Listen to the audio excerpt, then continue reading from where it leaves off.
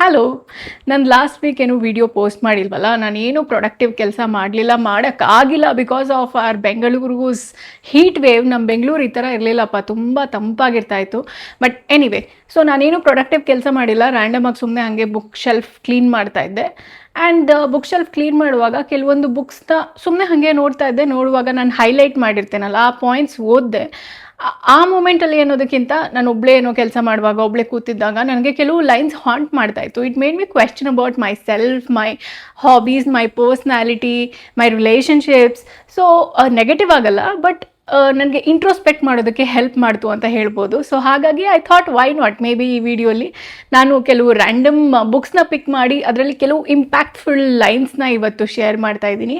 Mostly ನಿಮಗೂ ನಿಮ್ಮ ಬಗ್ಗೆ ಡೀಪಾಗಿ ಅರ್ಥ ಮಾಡ್ಕೊಳ್ಳೋದಕ್ಕೆ ಹೆಲ್ಪ್ ಮಾಡ್ಬೋದು. ಆ್ಯಂಡ್ ಇಂಟ್ರೆಸ್ಟಿಂಗ್ ವಿಷಯ ಏನಂದರೆ, it's not like one genre of book, ಎಲ್ಲ ಜಾನರ್ ಅಮಲ್ಗಮೇಷನ್ ಇದೆ ಇದರಲ್ಲಿ. It could be about relationship ಅಥವಾ ಪರ್ಸ್ನಾಲಿಟಿ ಡೆವಲಪ್ಮೆಂಟ್ ಅಥವಾ spirituality. It's mixture of everything. So it's going to be fun and interesting. Maybe ಒಂದು friend ನಿಮ್ಮ ಜೊತೆ ಅವರ ಥಾಟ್ಸ್ನ ಶೇರ್ ಮಾಡ್ತಾ ಇದ್ದಾರೆ ಅಂತ ನಿಮ್ಗೆ ಅನ್ಸ್ಬೋದು. So let's start the video. First line ಬಂದು, spending money to show people how much money you have is the fastest way to have less money. This line is from the book the psychology of ಮನಿ.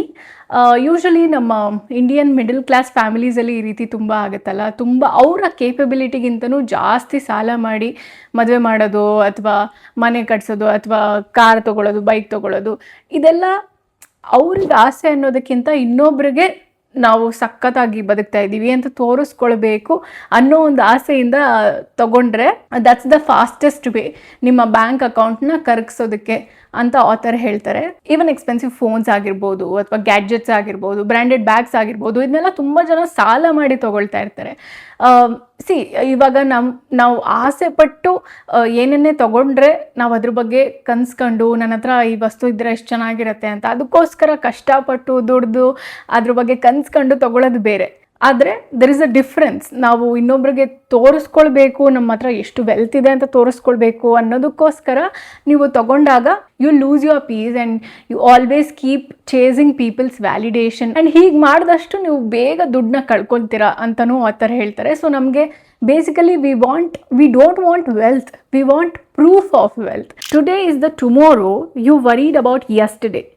ಈ line ಬಂದು from the book how to stop worrying and start living. ನಾವು ನೆನ್ನೆ worry ಮಾಡ್ತಾ ಇದ್ದಂತಹ ನಾಳೆನೇ ಇವತ್ತು ಅಂತ. So ಏನಾಗ್ಬಿಡ್ತು, ಏನು ಮಹಾ ಆಗ್ಬಿಡ್ತು ಅಂತ ಆಥರ್ ಕೇಳೋದು.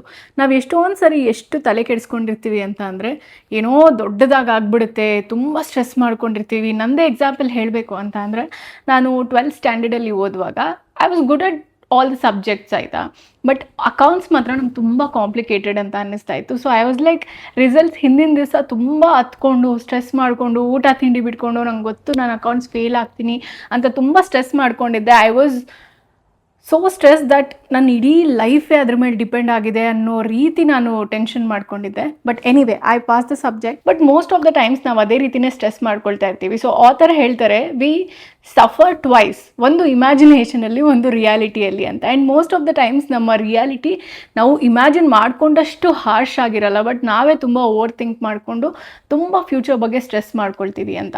ಐ ಥಿಂಕ್ ನಾವು ಏನೇ ಸ್ಟ್ರೆಸ್ ಮಾಡ್ಕೊಳ್ಳುವಾಗ we should always ask our selves, ಇನ್ನೊಂದು 5 ವರ್ಷದಲ್ಲಿ ಈ ಪ್ರಾಬ್ಲಮ್ ಮ್ಯಾಟರ್ ಆಗುತ್ತಾ, ಅಷ್ಟೊಂದು ದೊಡ್ಡ ವಿಷಯನ ಇದು ಅಂತ. ಆ್ಯಂಡ್ 90% ಆಫ್ ದ ಟೈಮ್ ಅದು ಟೆಂಪ್ರರಿ ಪ್ರಾಬ್ಲಮ್ ಆಗಿರುತ್ತೆ, ಬಟ್ ನಮಗೆ ಆ ಮೂಮೆಂಟಲ್ಲಿ ಅದು ತುಂಬ ದೊಡ್ಡ ವಿಷಯ ಅಂತ ಅನ್ನಿಸ್ತಾ ಇರುತ್ತೆ. So we should learn to let it go ಅನ್ನೋದನ್ನ ಆಥರ್ ಹೇಳ್ತಾರೆ. The next line is about relationships. Men go to their caves, women talk. ಈ line it's from the book men are from Mars and women are from Venus.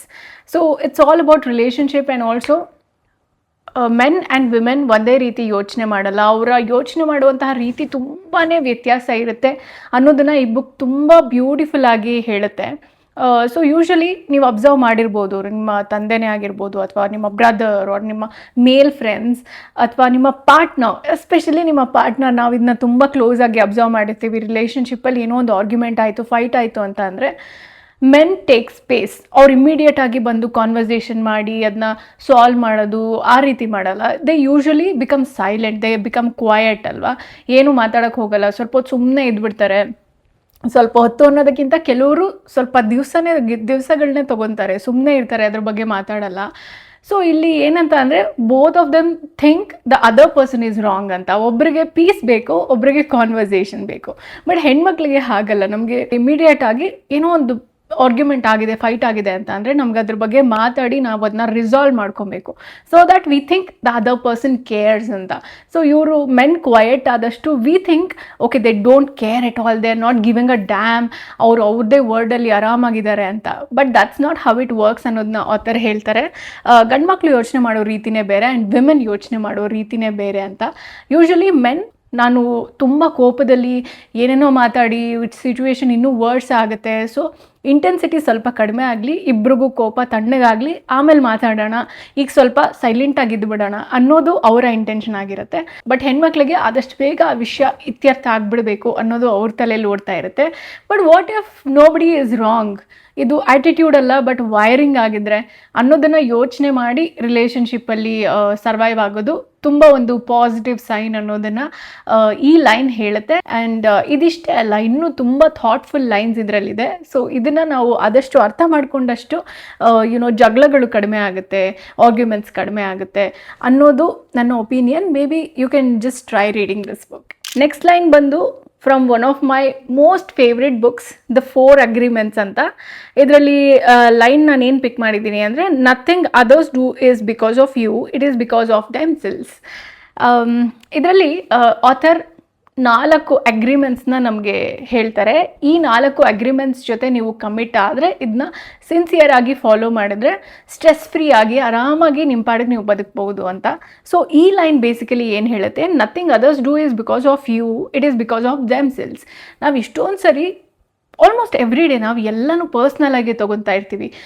Probably ಯಾರೋ ಒಬ್ಬರು ರೂಡಾಗಿ ಮಾತಾಡಿದ್ರು, ಅಥವಾ ರೂಡಾಗಿ message ಮಾಡಿದ್ರು, ಅಥವಾ ನಮ್ಗೆ ಸರಿಯಾಗಿ ರೆಸ್ಪಾಂಡ್ ಮಾಡ್ತಾ ಇಲ್ಲ, ಇದೆಲ್ಲನೂ ನಮ್ಮಿಂದ ಅಂತ ನಾವು ಅಂದ್ಕೊಳ್ತಾ ಇರ್ತೀವಿ. ಆ್ಯಂಡ್ ನಾನು ಅಷ್ಟೇನೋ ಒಂದು ಯಾರೋ ಒಬ್ರು ನನ್ಗೆ ಯಾವಾಗಲೂ ಚೆನ್ನಾಗಿ ಮಾತಾಡ್ತಾ ಇದ್ದವ್ರು ಮಾತಾಡಿಲ್ಲ ಅಂತ ಅಂದರೆ I use to think so much about me. Like ಚಿಕ್ಕ ಚಿಕ್ಕ ಆ್ಯಕ್ಷನ್ ಕೂಡ ನಾನು ಯೋಚನೆ ಮಾಡ್ತಾ ಇದ್ದೆ, ಈ ರೀತಿ ಹೇಳೋದಕ್ಕೆ ಏನಾದ್ರು ಬೇಜಾರಾಗಿರ್ಬೋದು ಅಂತ 1000 ಯೋಚನೆ ಮಾಡ್ತಾ ಇರ್ತಿದ್ದೆ. But at the end of the day ನನ್ಗೆ most of the time realise ಆಗ್ತಾ ಇದ್ದಿದ್ದು ಇದು ನನ್ನ ಬಗ್ಗೆ ಅಲ್ಲವೇ ಅಲ್ಲ ಅಂತ.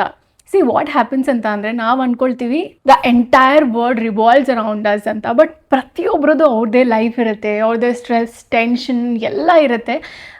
ಅವ್ರು ಏನೇ ಒಂದು ನಮಗೆ ರಿಯಾಕ್ಟ್ ಮಾಡಿದ್ರು ಅಥವಾ ಸರಿಯಾಗಿ ರೆಸ್ಪಾಂಡ್ ಮಾಡಿಲ್ಲ ಅಂತ ಅಂದರೆ ಪ್ರತಿ ಸರಿನೂ ಅದು ನಮ್ಮಿಂದನೇ ಅಂತ ಇರಬೇಕಾಗಿಲ್ಲ. ಮೋಸ್ಟ್ಲಿ ಅವ್ರಿಗೆ ವರ್ಕ್ ಸ್ಟ್ರೆಸ್ ಇರ್ಬೋದು, ಟೆನ್ಷನ್ ಇರ್ಬೋದು, ಅಥವಾ ಅವ್ರು ಏನೋ ಯೋಚನೆ ಮಾಡ್ತಾ ಇದ್ದು ಸರಿಯಾಗಿ ಗಮನ ಕೊಟ್ಟಿಲ್ಲದೆ ಇರ್ಬೋದು ನಮಗೆ. ಐ ಥಿಂಕ್ ನಾವು ಎಲ್ಲ ವಿಷಯಗಳನ್ನೂ ಪರ್ಸ್ನಲ್ ಆಗಿ ತೊಗೊಳ್ಳೋದನ್ನು ಆದಷ್ಟು ಕಡಿಮೆ ಮಾಡಬೇಕು ಅಂತ.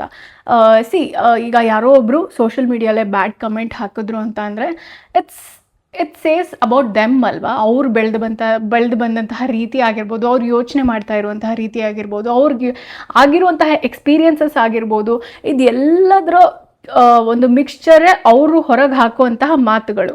ಸೊ ಅದು ನಮ್ಮಿಂದ ಅಂತ ನಾವು ಅಂದ್ಕೊಳ್ಳೋದು ದಟ್ಸ್ ಆರ್ ಫೂಲಿಶ್ನೆಸ್. ಸೊ ಎಲ್ಲದಕ್ಕೂ ನಮ್ಮ ಮೈಂಡ್ ಒಂದು ಸ್ಟೋರಿನ ಕ್ರಿಯೇಟ್ ಮಾಡಿಬಿಡುತ್ತೆ. ಬೇಸಿಕಲಿ ನಾವು ಜನರಿಂದ ಹರ್ಟ್ ಆಗಲ್ಲ, ಬಟ್ ನಾವು ಅವ್ರ ಬಗ್ಗೆ ಕ್ರಿಯೇಟ್ ಮಾಡ್ಕೊಂಡಿರೋ ಸ್ಟೋರಿಯಿಂದ, ಅವ್ರ ಬಗ್ಗೆ ಇಟ್ಕೊಂಡಿರೋ ಪರ್ಸೆಪ್ಷನಿಂದ ನಾವು ಹರ್ಟ್ ಮಾಡ್ಕೊಳ್ತಾ ಇರ್ತೀವಿ. ಸೊ ಜಸ್ಟ್ ಲೆಟ್ ಇಟ್ ಗೋ, ಎಲ್ಲನೂ ಪರ್ಸ್ನಲ್ ಆಗಿ ತೊಗೊಳ್ಬೇಡಿ ಅನ್ನೋದನ್ನು ಆಥರ್ ಹೇಳ್ತಾರೆ. ಈ ಬುಕ್ ಎಷ್ಟು ಬ್ಯೂಟಿಫುಲ್ ಆಗಿದೆ ಅಂತ ಅಂದರೆ, ನಾನು ಆಲ್ಮೋಸ್ಟ್ ಎವ್ರಿ ಲೈನ್ನು ಹೈಲೈಟ್ ಮಾಡ್ಕೊಂಡೇ ಕೂತಿದ್ದೀನಿ. ನಾನು ಇನ್ನೊಂದು 1/4 ಭಾಗ ಓದಿದ್ರೆ ಮುಗಿಯುತ್ತೆ ಈ ಬುಕ್ಕು.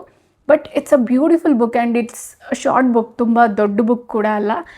ನಿಮ್ಗೆ ಓದೋ ಇಂಟ್ರೆಸ್ಟ್ ಇದ್ದರೆ ದಯವಿಟ್ಟು ಓದಿ, it helps, it really helps. Next book, brief answers to the big questions. ಈ ಬುಕ್ಕಲ್ಲಿ ಕ್ವೆಶ್ಚನ್ಸ್ ಆನ್ಸರ್ ಮಾಡಿರೋದು ಸ್ಟೀಫನ್ ಹಾಕಿನ್ಸ್, ಒಂದು ಇಂಟರ್ವ್ಯೂಯರ್ ಅವ್ರಿಗೆ ಕ್ವೆಶ್ಚನ್ ಮಾಡ್ತಾರೆ. ಸೊ ಇದರಲ್ಲಿ ನಾನು ಪಿಕ್ ಮಾಡಿರೋ line, we are just an advanced breed of monkeys on a minor planet of a very average star. ಇದ್ರ ಬಗ್ಗೆ ನಾವು ಸ್ವಲ್ಪ ಯೋಚನೆ ಮಾಡಬೇಕು. It's very deep. ಇಷ್ಟೊಂದು ಜನ ನಾವುಗಳೇ ಆಗಿರ್ಬೋದು, ಇನ್ನು ಕೆಲವರು ದೇ ಥಿಂಕ್ ನಾನು ಇಡೀ ಪ್ರಪಂಚದಲ್ಲೇ I am the most important person, ಅಥವಾ ನಾನು ತುಂಬ ದೊಡ್ಡ ಸ್ಟಾರ್, ನಾನು ತುಂಬ ದೊಡ್ಡ ಸೆಲೆಬ್ರಿಟಿ, ನನ್ನನ್ನು ಜನ ಹಾಗೆ ಟ್ರೀಟ್ ಮಾಡಬೇಕು, ಹೀಗೆ ಟ್ರೀಟ್ ಮಾಡಬೇಕು, ಅಥವಾ ನಾವೇನೇ ನನ್ನ ಈಗೋನ ಹರ್ಟ್ ಮಾಡಿಬಿಟ್ರು ಅಂತೆಲ್ಲ ಏನೇನೋ ಯೋಚನೆ ಮಾಡ್ತಿರ್ತೀವಿ. ನಮ್ಮ ಪ್ರಾಬ್ಲಮ್ ತುಂಬ ದೊಡ್ಡದು ಅಂತ ಯೋಚನೆ ಮಾಡ್ತಾ ಇರ್ತೀವಿ. ಬಟ್ ನಾವು ಝೂಮ್ ಔಟ್ ಮಾಡಿದ್ರೆ ಯಾವುದೋ ಒಂದು ಟೈನಿ ಪ್ಲ್ಯಾನೆಟಲ್ಲಿ, ಯಾವುದೋ ಒಂದು ರ್ಯಾಂಡಮ್ ಗ್ಯಾಲಕ್ಸಿಯಲ್ಲಿ we are just a speck of dust ಅಂತ ಹೇಳ್ಬೋದು. ಒಂದು ಧೂಳು ಅನ್ನೋದಕ್ಕಿಂತ ಅದಕ್ಕಿಂತನೂ ಚಿಕ್ಕದು, ಕಣ್ಣಿಗೆ ಕಾಣಿಸ್ದಿರುವಷ್ಟು ಚಿಕ್ಕದು ಅಂತ ನಾವು ಹೇಳ್ಬೋದು. ನಮ್ಗಳನ್ನ ನಾವು ಡಿಫೈನ್ ಮಾಡ್ಕೊಳ್ಬೋದು. So we act like everything is big, ನಮ್ಮ ಪ್ರಾಬ್ಲಮ್ ತುಂಬ ದೊಡ್ಡದು ಅಂತ. ನಾವು ಯೋಚನೆ ಮಾಡಿದ್ರೆ ಇವಾಗ ನಮ್ಮ ಮುತ್ತಾತ ಅವ್ರ ತಾತ ಅವ್ರು ಹೇಗಿದ್ರು ಅಂತಲೂ ಗೊತ್ತಿಲ್ಲ, ಹೇಗೆ ಬದುಕಿದ್ರು ಅಂತಲೂ ಗೊತ್ತಿಲ್ಲ, ಅದು ಬಿಡಿ ಅವ್ರ ಹೆಸರು ಏನು ಅಂತಲೂ ನಮಗೆ ಗೊತ್ತಿರಲ್ಲ. ಸಿಮಿಲರ್ಲಿ ಇವಾಗ ನಮ್ಮ ನೆಕ್ಸ್ಟ್ ಜನ್ರೇಷನ್ ಅವ್ರ ನೆಕ್ಸ್ಟ್ ಜನ್ರೇಷನ್ ಬಿಟ್ಟರೆ ಇನ್ನು ಮೋಸ್ಟ್ಲಿ ಇನ್ನು ಕಮಿಂಗ್ ಜನ್ರೇಷನಲ್ಲಿ ನಾವು ಯಾರು ಅಂತಲೂ ಅವ್ರಿಗೆ ಗೊತ್ತಿರಲ್ಲ, ನಾವು ಹೇಗೆ ಬದುಕಿದ್ವಿ, ನಮ್ಮ ಹೆಸರು ಏನೂ ಗೊತ್ತಿರಲ್ಲ. ನಾವು ಈಗ ಬದುಕ್ತಾ ಇರೋ ಮನೇಲಿ ಇನ್ಯಾರೋ ಬದುಕ್ತಾ ಇರ್ತಾರೆ, ನಾವು ಯೂಸ್ ಮಾಡಿರೋಂತಹ ವಸ್ತುಗಳನ್ನ ಇನ್ಯಾರೋ ಯೂಸ್ ಮಾಡ್ತಾ ಇರ್ತಾರೆ. So it just makes no sense at all. ನಾವು ಇರೋಷ್ಟು ದಿವಸ ಎಷ್ಟು ಖುಷಿಯಾಗಿ, ಎಷ್ಟು ನೆಮ್ಮದಿಯಾಗಿ, ಬೇರೆಯವ್ರಿಗೆ ಎಷ್ಟು ಸಹಾಯ ಮಾಡೋಕ್ಕೆ ಸಾಧ್ಯ ಆಯಿತು ಅಷ್ಟು ಸಹಾಯ ಮಾಡಿ ನೆಮ್ಮದಿಯಾಗಿ ಖುಷಿಯಾಗಿ ಬದುಕಿ ಸತ್ವಿ ಅನ್ನೋ ರೀತಿ ಇರಬೇಕು. ನಮ್ಮ ಲೈಫ್ನ ತುಂಬ ಸೀರಿಯಸ್ ಆಗಿ ತೊಗೊಂಡು ಬದುಕೋದ್ರಲ್ಲಿ ಯಾವುದೇ ಅರ್ಥ ಇಲ್ಲ ಅನ್ನೋದನ್ನು ಈ ಲೈನ್ ತುಂಬ ಡೀಪಾಗಿ, ತುಂಬ ಸಟಲ್ ಆಗಿ ಎಕ್ಸ್ಪ್ಲೇನ್ ಮಾಡುತ್ತೆ ಅನ್ನೋದನ್ನು ಹೇಳ್ಬೋದು. Next book many lives many masters. ಇದು ಬೇಸಿಕಲಿ ರೀಇನ್ಕಾರ್ನೇಷನ್ಸ್ ಬಗ್ಗೆ, ಹಿಂದಿನ ಜನ್ಮ ಪೂರ್ವಜನ್ಮ ಇದ್ರ ಬಗ್ಗೆ ಹೇಳುತ್ತೆ. ನಾನು ಇದ್ರ ಬಗ್ಗೆ ವೌಚ್ ಮಾಡ್ತೀನಿ, ಅಥವಾ ಗ್ಯಾರಂಟಿ ಹಿಂದಿನ ಜನ್ಮ ಎಲ್ಲ ಇತ್ತು ಮುಂದಿನ ಜನ್ಮ ಇದೆ ಅಂತ ಎಲ್ಲ ನಾನು ಗ್ಯಾರಂಟಿಯಾಗಿ ಹೇಳೋಕ್ಕಾಗಲ್ಲ. ಬಿಕಾಸ್ ಐ ಡೋಂಟ್ ನೋ, ನಾನು ಇದನ್ನ ಎಕ್ಸ್ಪೀರಿಯನ್ಸ್ ಮಾಡಿಲ್ಲ. ಬಟ್ ಇದರಲ್ಲಿ ಒಂದು ಲೈನ್ ನಂಗೆ ತುಂಬ ಇಷ್ಟ ಆಯಿತು. We are not human beings having a spiritual experience, we are spiritual beings having a human experience. How deep is that?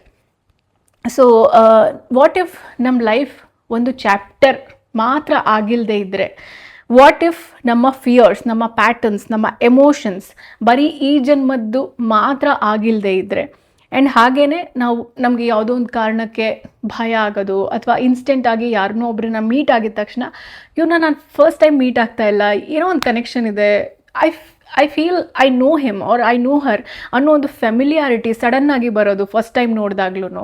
ಈ ರೀತಿ ವಿಷಯಗಳು ನಮಗೆ ಎಷ್ಟೋ ಸರಿ ಕ್ವೆಶ್ಚನ್ ಮಾಡೋ ಹಾಗಾಗುತ್ತೆ. ನಾವು ಯಾವಾಗಲೂ ಶುರು ಮಾಡಿರುವ ಒಂದು ವಿಷಯನ ನಾವು ಈ ಜನ್ಮದಲ್ಲೂ ಕಂಟಿನ್ಯೂ ಮಾಡ್ತಾ ಇದ್ದೀವಿ ಅನ್ನೋ ಹಾಗಿದ್ರೆ ಅನ್ನೋದನ್ನು ಆಥರ್ ಹೇಳ್ತಾರೆ ಈ ಬುಕ್ಕಲ್ಲಿ.